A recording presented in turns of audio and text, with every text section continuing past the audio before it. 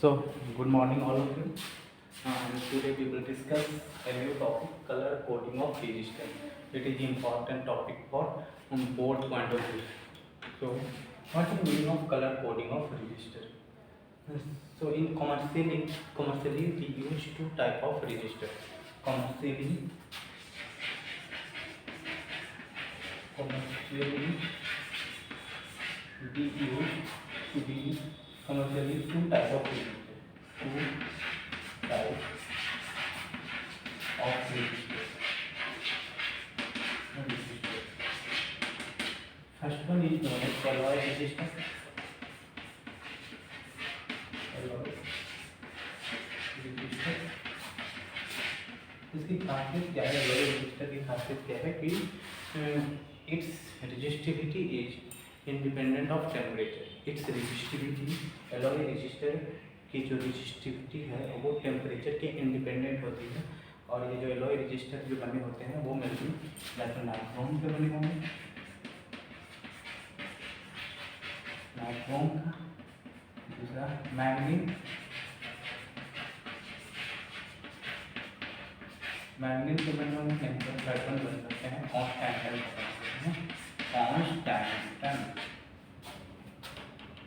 Constant.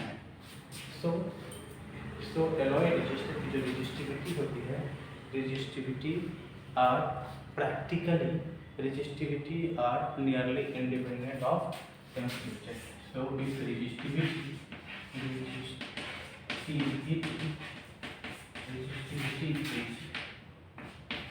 independent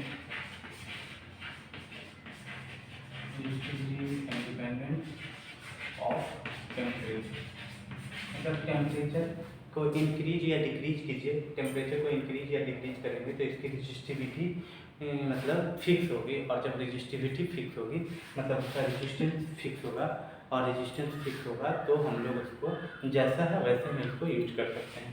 so this type of registers are used in experiment. So this type of registers used इन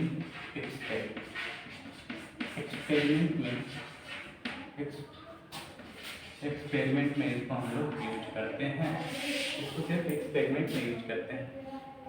तो यहाँ पे बोला जा रहा है कि टेम्परेचर के चेंज करने से रजिस्टिविटी है जो फिक्स होती है, चेंज नहीं होती। तो पहली बात है कि हम लोग टेम्परेचर चेंज क्यों करते हैं। तो एक्चुअली जब मान लो एक रूम है, रूम में प्रैक्टिकल हम लोग कर रहे हैं, और रूम में जब प्रैक्टिकल करते हैं तो हम लोग टेम्परेचर खुद चेंज नहीं करते, वो ऑटोमेटिक चेंज हो जाता है। कैसे? मान लो एक वायर है, एक वायर से जब करंट फ्लो होगी और करंट फ्लो होने से हीट प्रोड्यूस होगी। जैसे हम लोग हीटिंग इफेक्ट जानते हैं, पढ़ते हैं, हीटिंग इफेक्ट ऑफ इलेक्ट्रिसिटी, वहाँ से हीट प्रोड्यूस होगी और हीट के प्रोड्यूस होने से टेम्परेचर में राइज हो जाएगा, टेम्परेचर राइज हो जाएगा। तो एक्चुअली और जो रजिस्टर्स होते हैं टेम्परेचर राइज होने से रजिस्टिविटी इंक्रीज हो जाती है, बट जो एलॉय रजिस्टर होते हैं उनके टेम्परेचर बढ़ने से है जो रजिस्टिविटी इंक्रीज नहीं होती है। इसीलिए these types of registers are used in experiment. But इसके कुछ लिमिटेशंस भी हैं। इसके लिमिटेशन क्या है? फर्स्ट लिमिटेशन क्या है कि ये practically high resistance can't be obtained through alloy resistor. Very high resistance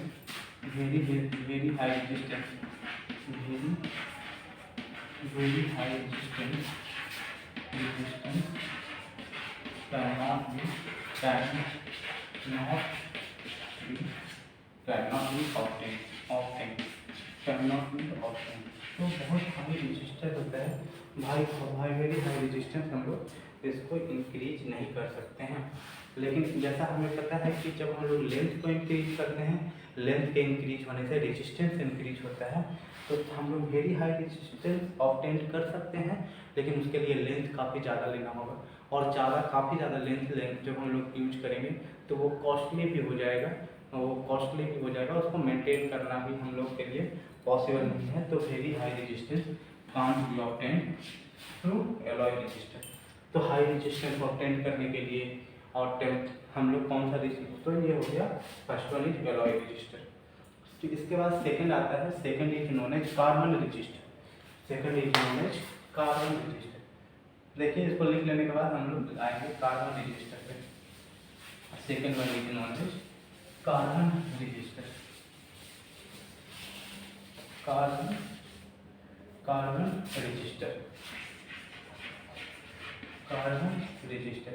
तो कार्बन रजिस्टर क्या होता है, तो इससे हम लोग very high resistance can be obtain, very high resistance can B, very high resistance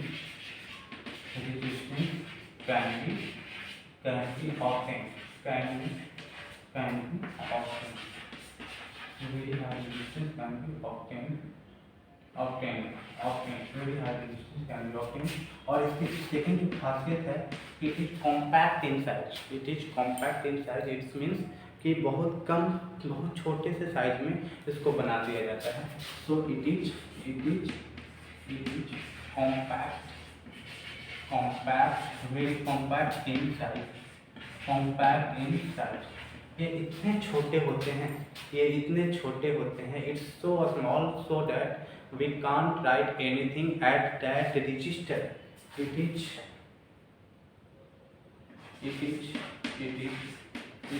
so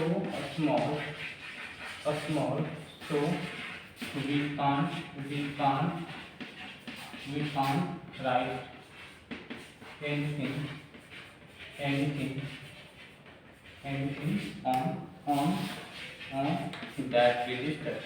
on that register, so we use color coding। So इसीलिए हम लोग कलर कोडिंग यूज करते हैं। So we use colour coding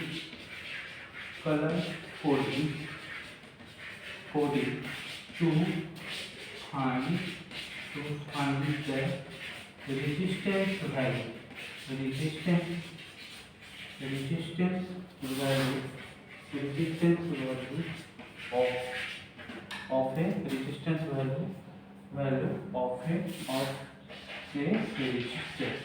of a resistor, so we use color coding to find the resistance value of a resistor। is it clear?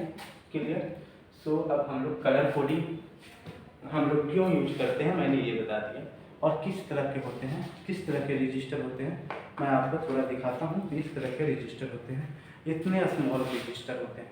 अगर इतने small register हैं तो इतने स्मॉल रजिस्टर में हम लोग कुछ भी नहीं लिख सकते हैं, तो इसीलिए हम लोग बैंड कलर कोडिंग करते हैं। अब देखिए कलर कोडिंग कैसे किया जाता है और किस तरह का इसका सिंबल होता है, डायग्राम किस तरह का हम लोग बना सकते हैं। तो कार्बन रजिस्टर, तो हम लोग अभी जो पढ़ेंगे वो कार्बन रजिस्टर के बारे में पढ़ेंगे, बिकॉज कार्बन रजिस्टर पे ही कलर कोडिंग किया जाता है, तो इस तरह के एक कोएक्सियल टाइप के एलिमेंट होते हैं और इसमें बैंड बने होते हैं, बैंड इस तरह के बैंड बने होंगे, इसको बोला जाता है फोर रिंग कोएक्सियल बैंड या four coaxial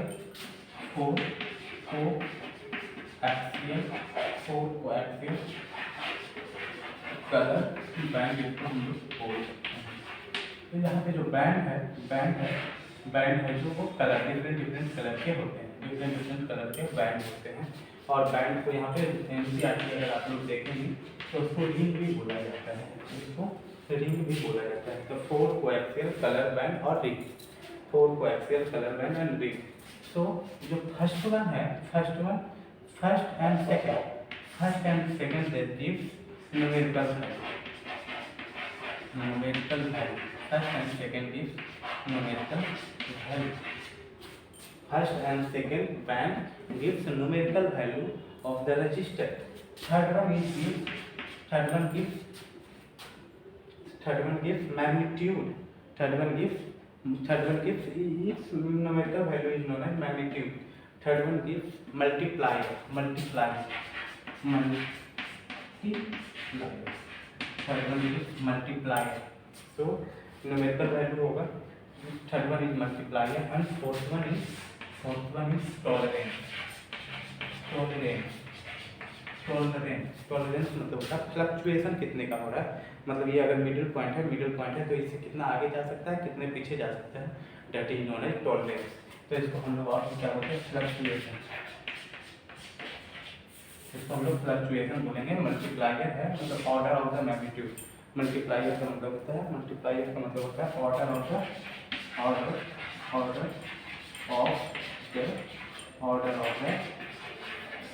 magnitude. Multiplier means order of the magnitude. Multiplier is order of the magnitude and tolerance को हम लोग फ्लक्चुएशन बोलते हैं, नहीं तो वेरिएशन बोल सकते हैं। तो वेरिएशन कितने का हो रहा है, that is known as tolerance. So जो कार्बन रजिस्टर के जो कलर बैंड्स होते हैं, बैंड में जो फर्स्ट टू बैंड होते हैं, फर्स्ट टू बैंड को न्यूमेरिकल वैल्यू बोलते हैं, थर्ड वन को मल्टीप्लायर बोलते हैं, फोर्थ वन को टॉलरेंस बोलते हैं। ये 4 बैंड होते हैं। अगर यहीं पे फिफ्थ बैंड होगा, फिफ्थ बैंड जो होता है, अगर मान लो फिफ्थ बैंड है आपके पास, coaxial colour band, fifth coaxial colour band, इसको हम लोग ऐसे बनाएंगे। ये 1 हो गया, 2 हो गया, 3 हो गया, 4 हो गया, 5 हो गया। तो इसमें जो 3 होते हैं, 3 वाले होते हैं, 3 फर्स्ट सेकंड में, इसको हम लोग बोलेंगे न्यूमेरिकल वैल्यू ये देता है या मैग्नीट्यूड देता है, तो इसको हम लोग बोलेंगे न्यूमेरिकल वैल्यू देता है, न्यूमेरिकल वैल्यू। और इसका ये देता है, तो ये देता है multiplier and this one is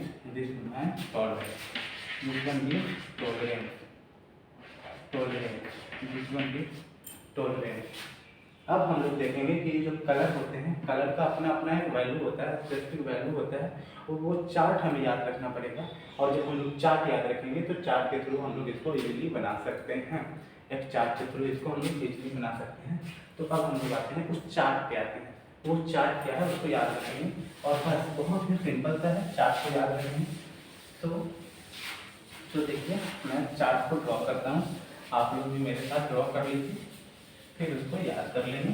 बहुत ही सिंपल है याद करना, वेरी सिंपल। तो first one is known as black colour.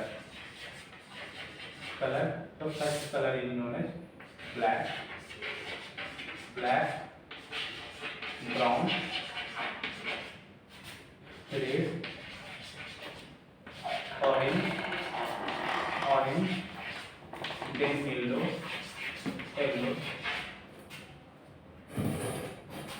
green, blue, then gray, फिर white, ग्रे के बाद white। फिर इसका कलर के बाद इसका होता है, इसका न्यूमेरिकल वैल्यू क्या हो सकता है, तो न्यूमेरिकल वैल्यू होता है इसका न्यूमेरिकल वैल्यू हम लोग 0 से लेंगे, न्यूमेरिकल वैल्यू 0 से लेंगे। दिस वन ब्लैक का 0, ब्राउन का 1, 2, this one is 3, this one is 4, this one is 5, this one is 6, this one is 7 and this one is 8। Violet छूट गया, ब्लू के बाद वायलेट हम लोग, वायलेट एक होता है, देख लीजिए वायलेट हो गया 7, देन ग्रे एंड वाइट हो गया आपका 9, इसके बाद इसका जो मल्टीप्लायर होता है, मल्टीप्लायर कितना हो सकता है, तो इसका जो मल्टीप्लायर होता है,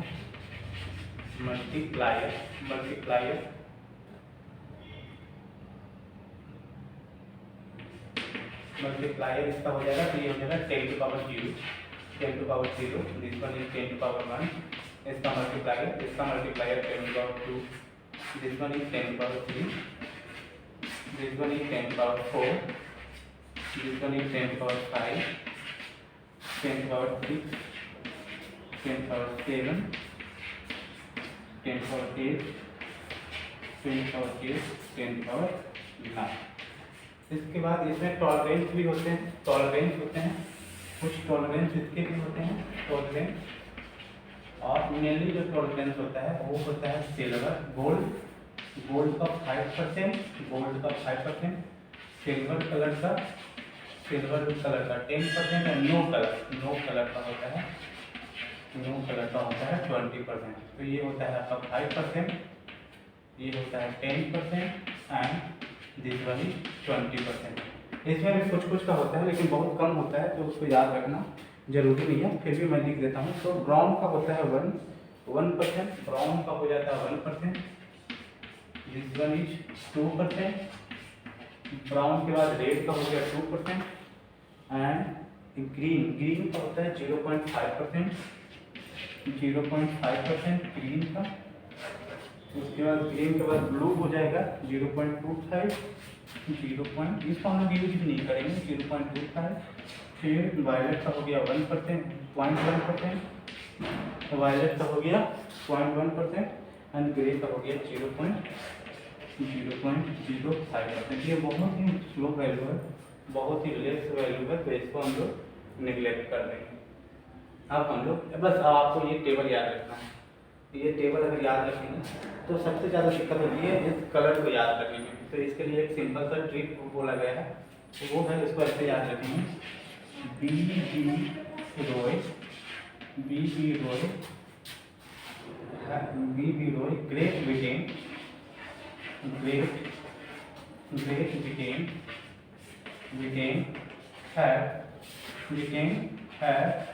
have good wife,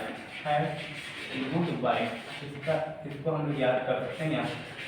so B for black, then B for brown, फिर R for red, O for orange, Y for yellow, G great में जी हम लोग लेंगे, ब्रिटेन में बी लेंगे एंड यहाँ पे इसको हम लोग वेरी गुड वाइफ, यहाँ पे लिखेंगे Britain has very good wife. तो ब्रिटेन के बाद हम लोग ब्रिटेन येलो, ब्रिटेन ग्रे या ग्रीन, और बी फॉर हो गया ब्लू, फिर बी इसको छोड़ देंगे हम लोग, इसको नेगलेक्ट करेंगे, फिर B for very, G for grey and W for white. तो इस तरह से अगर आप प्रैक्टिस करते हैं इसको 2-4 बार, तो आप इसके कलर को लिख सकते हैं एक बार में। और जब ब्लैक को हमेशा जीरो से शुरू करेंगे, अगर 1 से शुरू करेंगे तो ये मिस्टेक हो जाएगा, इसलिए इसको लिखने के लिए हम लोग 0 से शुरू करेंगे। तो अगर आप इसको याद रखते हैं तो आप इजीली कलर को लिख सकते हैं। तो इसको याद रखने के बाद कलर को लिख लेंगे, और कलर को बस अभी चार्ट पे याद रखेंगे। और अब देखिए हम लोग न्यूमेरिकल वैल्यू बनाना शुरू करते हैं। किसी भी रजिस्टर का रेजिस्टेंस हम लोग लिखना शुरू करते हैं। मान लो कि एक रजिस्टर है और इसका जो कलर बैंड है वो इस तरह के, और ये आपका है मान लो येलो कलर, ये येलो कलर, ये येलो रेड, ये हो गया ब्लू, सिल्वर, ये सिल्वर कलर की है, मान लो ये सिल्वर कलर की है। तो हम लोग लिखेंगे, तो जैसा बताया गया आपको कि पहला जो दो है वो मैग्नीट्यूड देता है, मैग्नीट्यूड। तो येलो का न्यूमेरिकल वैल्यू कितना है, देखो येलो का न्यूमेरिकल वैल्यू होता है 4, तो इसका मैग्नीट्यूड हो जाएगा 4। फिर रेड, तो रेड का न्यूमेरिकल वैल्यू देखेंगे, तो रेड का न्यूमेरिकल वैल्यू होता है 2, तो ये हो गया 42। फिर इसको लिखेंगे इनटू, मल्टीप्लायर ब्लू का देखिए, ब्लू का होता है 10⁻6, ब्लू का मल्टीप्लायर अगर देखेंगे तो 10⁻6, और ये टॉलरेंस है, सिल्वर का जो टॉलरेंस होता है +-10% होता है, प्लस हमेशा प्लस-माइनस में लिखते हैं टॉलरेंस, +-10% हो गया सिल्वर का। मतलब ये जो रजिस्टर है, इस तरह का जो रजिस्टर होगा उसका वैल्यू हो जाएगा 42 मेगा ओम +-10%, 42 मेगा ओम +-10%। तो देखिए क्या करना, आपको ये चार्ट याद रखना है, और ये चार्ट रखने के बाद आप इजीली किसी भी रजिस्टर के रेजिस्टेंस को आप लिख सकते हैं। So again my next example number 1, example number 2, example number 2 देखिए, मान लो ये आपका एक है,